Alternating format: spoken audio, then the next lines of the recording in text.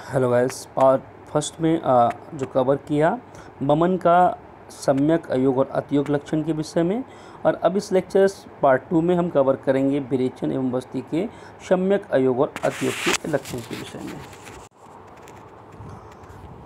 आचार्य चरक ने मेंशन किया है स्रोत विशुद्धि और इंद्रिय संप्रसाद, स्रोतों की शुद्धि और इंद्रियों में प्रसन्नता, लघुता, ऊर्जा, अग्नि तीव्रता बताया है, और बिट यानी कि मल कपित बात का क्रम से निकलना बताया है। बमन के अगर सम्यक योग से कंपेयर करेंगे तो वहाँ पे उन्होंने HPMI बोला था, हृदय, पार्श्व, मूर्ध और इंद्रिय में जो है शुद्धता बताई थी, साथ में लघुता बताया था, और क्रम से उन्होंने कपित बात का निकलना बताया था। यहाँ पे मल को ऐड किया गया क्योंकि विरेचन का सम्यक योग का लक्षण है, तो यहाँ पे मल भी पहले निकलेगा, इसके बाद कपित बात का निकलना होगा, ये आपको याद रखना होगा, ठीक है। और इसमें कोई और सारे लक्षण में बस आपको HPMI से यहाँ पे जो है कंपेयर करना होगा, डिफरेंशियल करना होगा, वो याद रखना होगा। नेक्स्ट बात करेंगे आचार्य सुश्रुत के अकॉर्डिंग।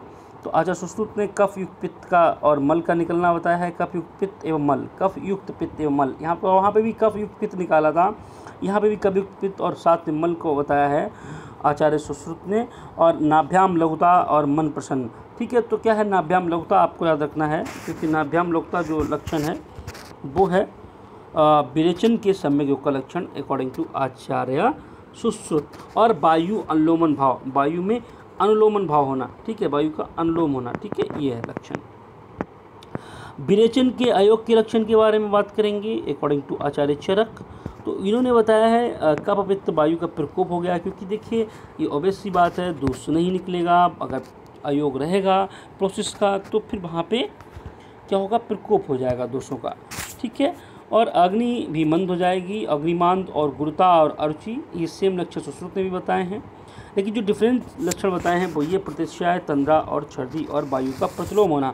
देखिए वायु अनुलोम भाव जो बताया था आचार्य सुश्रुत ने बताया था विरेचन के सम्यक योग में, बट यहाँ पे जो बताया गया है अब वायु प्रतिलोम भाव वो विरेचन के अयोग के संदर्भ में बताया है आचार्य चरक ने, ये बात आपको याद रखनी है। साथ में प्रतिशय, तंद्रा और छर्दी, यानी कि क्या हो रहा है कि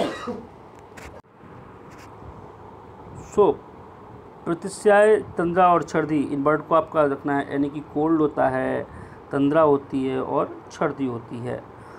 ये जो लक्षण है वो यहाँ पे विरेचन के अयोग के लक्षण है।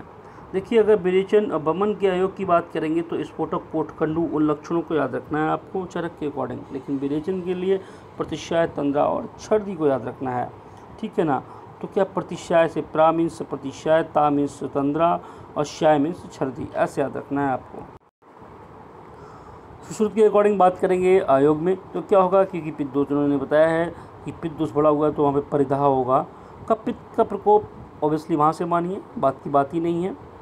दाह, रुचि और गौरव, अग्नि, ये तो सुश्रुत के ही समान, चरक के ही समान है, चरक और सुश्रुत के। तो आपको दाह और परिदाह और साथ में कंडू यहाँ पे याद रखना है। देखिए कंडू यहाँ पे बताया गया है, कंडू इन्होंने बमन के भी अयोग के लक्षण में बताया और यहाँ पे भी बताया, तो आपको याद रखना है। और परिदाह, ठीक है, परिदाह याद रखना है। और हृदय और कुक्षी में अशुद्धता, ये बड़ा। नेक्स्ट बात करेंगे हम विरेचन का जो अतियोग होगा उसके लक्षणों के बारे में। उसमें जो लक्षण है वो ये है, कफ और पित्त कम होगा और बात की वृद्धि हो जाएगी अतियोग में, क्योंकि अतियोग हो जाएगा तो कफ और पित्त अपने आप निकल जाएगा, आपको याद रखना चाहिए। बात वहाँ पे प्रकोपित हो जाएगा, और बात प्रकोपित होते ही बात वाले लक्षण आने शुरू, क्या स्टार्ट हो गए वो लक्षण, सुप्त अंगता, अंगों में नम्बनेस, अंगमर्द, बॉडी एक एंड क्लमा और फटीक, ठीक है। तो क्या हो गया यहाँ पे, यानी कि शून्यता, सुप्तंगता, अंगमर्द और नम्बनेस, बॉडी एक एवं फटीक, ये तीन वर्ड आपको यहाँ रखने हैं, आपको नम्बनेस, बॉडी एक एंड फटीक। साथ में क्या हो रहा है, निद्रा बल अभावा, निद्रा और बल का अभाव यहाँ पे भी बताया है, और निद्रा बल की हानि इन्होंने बमन के लक्षण में बताया था, बमन के अतियोग में बताया था। तमा प्रवेशा की बात हो रही है, अंधकार में प्रवेश जैसा अपने आप को महसूस करेंगे। और उन्मादिकाश विरेचनम, और ऐसा जो है उन्मादिका, ये सब लक्षण ये जो है उत्पन्न होंगे। तो ये वाले आपको याद रखने हैं, ये ऐसा चरक ने बताए हैं। ठीक है। तो सुप्तांगता, अंगमर्द एंड क्लम यानी कि नमनेस, बॉडी एक एंड फटीक, और साथ में ही कानुमात, तमा प्रवेश भी बताया है इन्होंने विरेचन के लिए, आपको याद रखना है।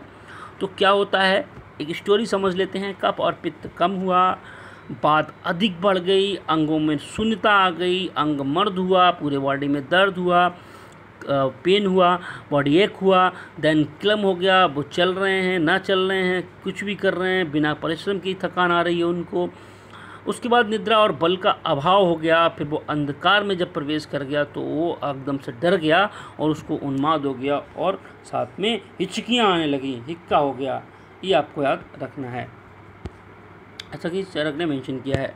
अच्छा, सुश्रुत ने भाई देखो मूर्छा और गुदभ्रंश बोला है, आपको याद रखना है मूर्छा और गुदभ्रंश। तो मूर्छा और गुदभ्रंश को आप सुश्रुत का एक याद रखिएगा, और डिफ्रेंशिएट करने के लिए चरक का अपने आप हो जाएगा, ठीक है। वो स्टोरी याद रखिएगा।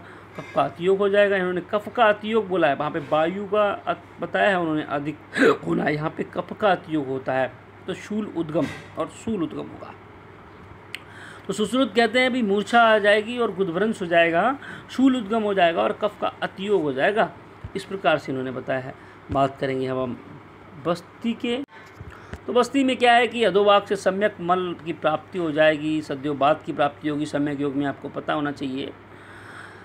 बॉडी में लघुता आ ही जाएगी, मलाशय भी शुद्ध हो जाएगा, पक्वाशय भी, यहाँ पे मलवाशय पक्वाशय को दोनों शुद्ध हो जाएंगे, और मन इंद्रियों में प्रसन्नता आ जाएगी, व्याधि समन और स्वास्थ्य की प्राप्ति, बल बन का प्रसादन होगा। ऐसा कोई पीजी के लिए नहीं है, लेकिन आप यूजी के लिए आप याद रख सकते हैं। हाँ, जो अयोग में आप याद रख सकते हैं, यहाँ पे शोफ और प्रतिशाय और विकर्तिका, हल्ला, श्वास कृच्छता, स्वाक्ष में कृच्छता आ रही है, यानी कि वायु भी डिफेक्ट हुई है अयोग में। तो क्या हुआ कि जो वायु का काम होता है श्वास, उसमें कठिनाई हो रही है, डिज्निया हो रहा है, हिलास हो रहा है, नौजिया हो रहा है उसको, और साथ में शोभ, प्रतिशय और विकर्तिका हो रहा है। और जो वेदना होती है वो वेदना आपको पता है, बात के जितने भी स्थान हैं वहाँ सब जगह होने लगती है। तो पहले तो त्रिमर्म में वेदना, हृदय, बस्ती और नाभि, साथ में सिर में भी वेदना, आपको त्रिमर्म और सिर याद रखने हैं, साथ में गुदा मेद में भी योजना, ठीक है, गुदा मेद में भी और योनि में भी वेदना, तो ये आपको याद रखनी है। नेक्स्ट, शो, प्रतिशय और विकर्तिका, हैलास, श्वासकृच्छता। आयोग के लक्षणों में अधोवायु और मूत्र का संग हो जाएगा, अल्प वेग होंगे, और बस्ती और का जो है कम मात्रा में जो है बस्ती द्रव का जो है कम मात्रा में निकलना होता है, भोजन में अरुचि होगी, और शरीर में जाड्य और गौरवता।